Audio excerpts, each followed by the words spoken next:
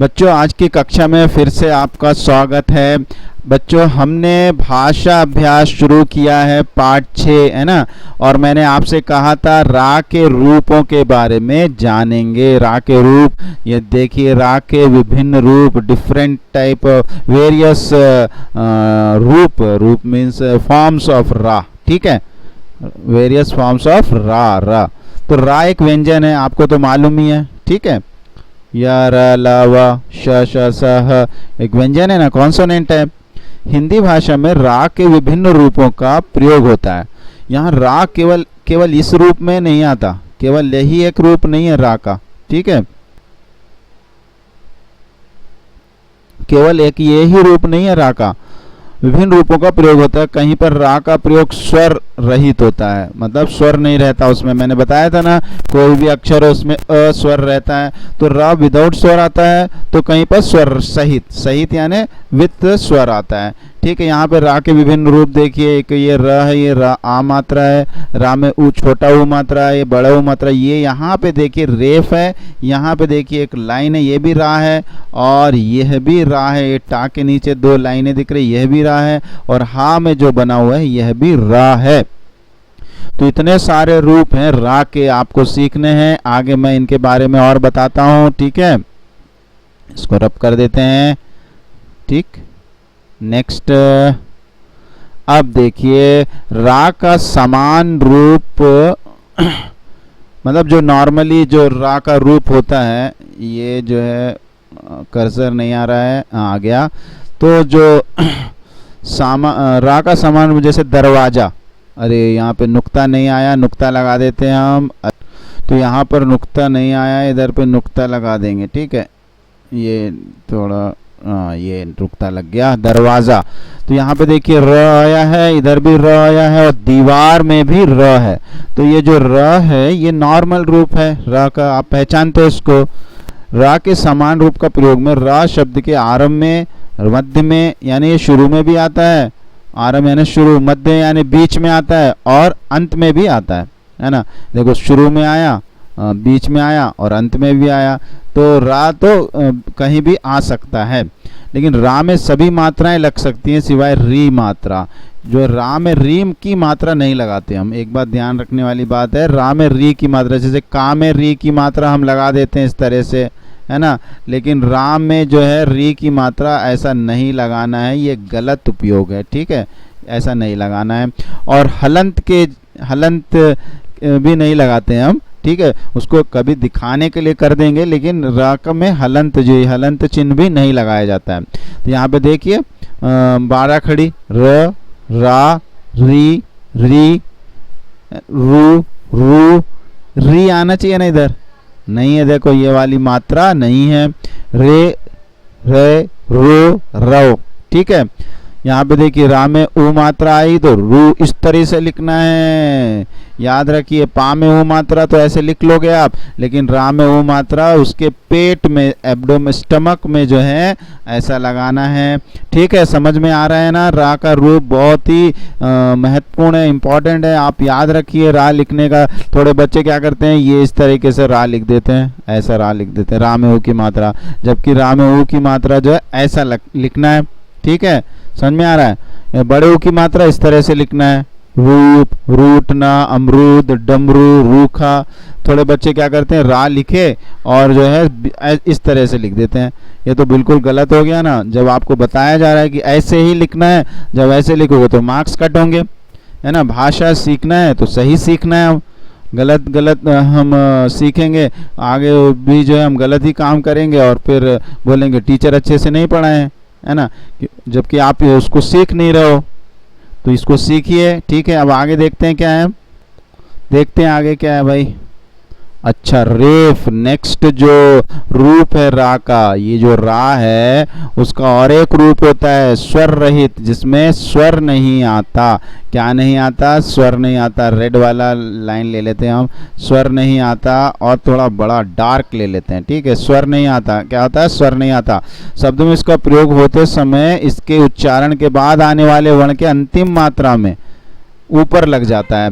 अब ये कहाँ लगता है? स्वर नहीं है, देखिए इसमें, तो ये लगेगा कहाँ? इसके पीछे वाले अक्षर में लगेगा या आगे? आगे वाले अक्षर में इसमें जो मात्रा है उसके ऊपर लगेगा। मात्रा तो इसमें नहीं है, यानी वा का जो पाई है, ये जो लाइन स्टैंडिंग लाइन है, इसके ऊपर लग जाएगा। अब देखो जुर्माना में र आया है मिडिल में, तो ये जो है म के मात्रा के ऊपर इधर लग गया। ये देखिए, आप ध्यान से देखिए, इधर पे लगा है ना, तो क्या हो गया जुर्माना। ये रा को हम हलंत लगा के ये हल चिन्ह लगाकर नहीं लिख सकते हैं, ठीक है। इसी को हम क्या बोलते हैं, रेफ। ये क्या है, रेफ है। क्या है, ये जो है, ये जो निशान दिख रहा है ना, इसको हम क्या बोलते हैं, रेफ। ये आधा रा या बिना स्वर वाला रा है, स्वर रहित रा है। अगर रा में स्वर नहीं आएगा, यानी रा जो है इस तरह से होगा, तो बन जाएगा रेफ, रेफ बन जाएगा। ये बात आप ध्यान रखना है, ठीक है। वर्णन में भी उसी तरह से है ना। कुछ ऐसे शब्द हैं जिसमें रा के बाद का वर्ण भी स्वर रहित हो।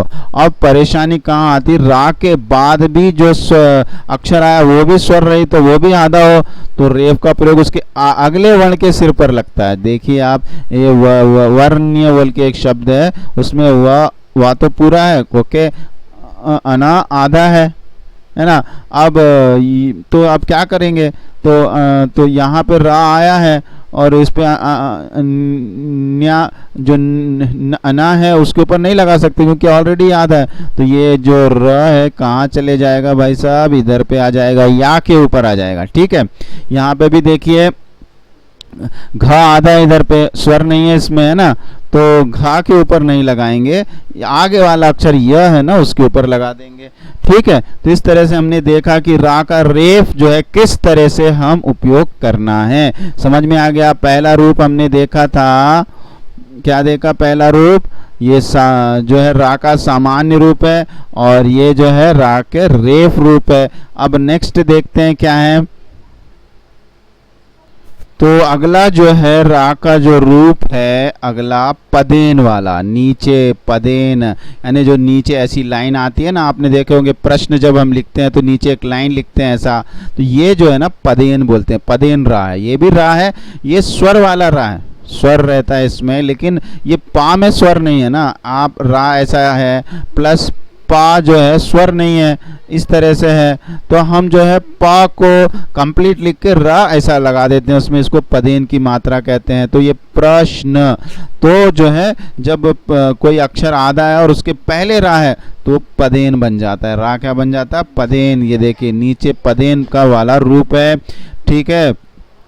पाई वाले व्यंजनों के बाद रा का रूप तिरछा होकर लगता है, जैसे पाई, पाई किसको बोलते हैं, तो ये जो लाइन लगी है ना, ये जो का में जो ये समझो ये लाइन है, ये पाई है, तो पाई जो सीधी रहेगी, यानी जो पाई में जो है इधर लग जाएगा। अगर पाई ही ना हो, जैसे ये वाले अक्षर हैं ये वाले अक्षर तो पाई है इसमें, क ख ग च म प य, इसमें पाई है, तो इसमें आसानी से आप रा का रूप लगा सकते हो, कोई परेशानी नहीं। इधर लगा दो आप पदेन, है ना, इधर लगा दो, इधर लगा दो आप, ठीक है, ये लगा दो, ये लगा दो, ये लगा दो, ये लगा दो, नो प्रॉब्लम। लेकिन अगर किसी में पाई नहीं है तो, है ना, उसको पढ़ना कैसा हो तो मालूम ही है ना, जैसे प्र, ये क्र, प्र, म्र, समझ में आ रहा है, इसमें पाई है बोल के इस तरह से तिरछा लगा दी। अगर पाई ना हो, उसके बारे में हम आगे पढ़ते हैं। अगर पाई ना हो तो क्या करना है, पदेन की मात्रा किस तरीके से लगाई जाएगी, ये हम ध्यान रखना है, ठीक है। बहुत ही इंपॉर्टेंट पॉइंट है, देखिए इधर पे। अब पाई नहीं है, देखिए इधर में ट ड ट ड, इसमें पाई नहीं है, मतलब पाई है, छोटी सी पाई है, ठीक है, लेकिन बड़ी पाई नहीं है। ऐसे ट ठ द ड में तो हम क्या बोलते हैं, ऐसे रा की जो रेफ है, सॉरी पदेन की मात्रा डबल हो जाती है, डबल डबल लग जाता है। अगर ट्रक लिखना है तो ऐसा नहीं लिखेंगे, और इस ट्रक लिखना है तो हम उसको दो लाइनें लिखेंगे इधर पे, ऐसे ट्रक ट्रक। वैसे थोड़े लोग कहते हैं, थोड़े अपने जो ग्रामेटिस्ट जो हैं, ग्रामर जानने वाले हिंदी, वो कहते हैं कि ये हलंत है। मैं भी मानता हूँ ये हलंत है और ये जो है रेफ है, लेकिन आप इस पूरे वर्णन में मत जाइए। जब बिना पाई वाले शब्द अक्षर आएंगे तो हम जो है यहाँ पर इस तरीके से रेफ लगाएंगे, सॉरी पदेन की मात्रा लगाएंगे। तो ये सारी चीज़ें पढ़ोगे तो आप और समझोगे, मैं ये सारी चीज़ें बोल दे रहा हूँ, ठीक है। अब आगे देखते हैं कि क्या करना है हम, और कुछ भी है क्या रा में, वो तो आगे चलने पर ही पता चलेगा कि और क्या है। ठीक है, अरे हाँ है ना, बहुत कुछ है अभी। तो क्या है इधर पे, द और ह में, द और हा में जो है राग किस तरीके से यूज़ होता है। दा में तो ठीक है, नो प्रॉब्लम, द आधा है तो इस तरीके से लिख देते हैं, पूरा जैसा लिख ही देते हैं और ये हो गया। लेकिन हा में किस तरीके से र लगाया जाएगा, तो ये देखिए, ये इस तरीके से लगाते हैं। ठीक है, याद रखना है। तो आप देखते ही होंगे ना, ये इस तरह से, ऐसा हा में र लगाना है, ह्रस्व है ना, तो इस तरीके से लगा सकते हैं ना। ह्रास, सॉरी, ह्रास जो है हृदय है। ठीक है, समझ गए ना। फिर उसके बाद ता और शा में जब नीचे पदेन का प्रयोग होता है तो त, अगर ता में ये लगता है तो क्या हो जाता है, ये त्र बन जाता है। और शा में अगर र लगता है तो क्या हो जाता है, श्र बन जाता है। ये अक्षर आप मालूम है ना ये, हाँ बिल्कुल मालूम है आप लोगों को, ता और रा में किस तरीके से लगता है। ये हमारे संयुक्त व्यंजन में भी आते हैं ना, ये त्रिशूल, नेत्र, श्रमिक, यहाँ श और रा है, इधर ता और रा है, इधर ता और रा है, अश्रु में श और रा है। ठीक है, समझ में आया। तो इस तरीके से ये यहाँ तक हमने पढ़ लिए। आगे जो है अब देखते हैं आगे की क्या प्रॉब्लम है। रा के बहुत सारे रूप पढ़ लिए, आज बहुत हो गया। अब जो है यहाँ पे हम वीडियो बंद करेंगे। तो हमने आज देखा कि रा के जो है विभिन्न रूप है ना, एक तो नॉर्मल रा देखा, ठीक है, और उसके बाद हमने जो है सामान्य रूप देखा, और उसके बाद ठीक है राग ये सामान्य रूप ही है। एक मिनट, कुछ प्रॉब्लम आ रहा है, तो टेक्निक की ज़्यादा जानकारी ना होने के कारण भी ऐसे प्रॉब्लम्स आते हैं, तो आपको इसको समझना है। ठीक है, कोई बात नहीं। तो यहाँ पर देखिए रा का सामान्य रूप पढ़ा आपने, ये नॉर्मल रूप है, ये सब मैंने बताया कि री मात्रा नहीं आती है, हलंत भी नहीं लिखते हैं, ये भी बताया मैंने। ओके, और मैंने ये भी बताया आगे जो है, और बताऊंगा आपको कि क्या क्या करना चाहिए। रा का पदे सामान्य रूप देखा, फिर उसके बाद हमने रेफ देखा, ये रेफ जो है ये भी हमने जाना, इसके नियम भी मैंने बताया आपको। फिर उसके पदेन की मात्रा बताई मैंने, किस तरीके से पदेन की मात्रा लिखना है ना, किस में नॉर्मली पदेन की मात्रा कैसे, तिरछी लाइन और लगा के लिख सकते हैं, तिरछा ये जैसे ये लगाया हुआ है। अगर पाई ना हो तो, जैसे ये अक्षरों में पाई नहीं है तो किस तरह से डबल बन जाती है पदेन की मात्रा। इसमें मैंने ये भी बताया कि डबल मात्राओं में ये जो डबल ऐसा दिख रहा है तो इसमें एक पदेन की मात्रा और एक हलंत है, ऐसा हम मानते हैं। लेकिन आप नहीं जानेंगे तो भी चलेगा, कोई बात नहीं, लेकिन याद रखिए कैसे तरह से पदेन की मात्रा लगा दी जाती है। ठीक है, तो अब जो है हम एक्सरसाइज करना है। ये हमने रा के रूप समझ लिए हैं, अब ये एक्सरसाइज करने के लिए तैयार हो जाइए। लेकिन अभी ये वीडियो यहाँ पर ख़त्म करते हैं क्योंकि बहुत लंबा वीडियो हो गया है। अब अगले वीडियो में जो है हम ये वाली एक्सरसाइजेस करेंगे, आप कर भी सकते हो, कुछ इसमें कुछ समस्या नहीं है, फिर भी हम इसको समझेंगे भाषा अभ्यास में और क्या दिया है। फिर ये अभी का वीडियो आप ध्यानपूर्वक देखिए। बहुत बहुत धन्यवाद आपका ध्यानपूर्वक सुनने के लिए, और मैं थोड़ी देर बाद फिर से ये आपके पेज नंबर 22 लेकर आता हूँ। ठीक है।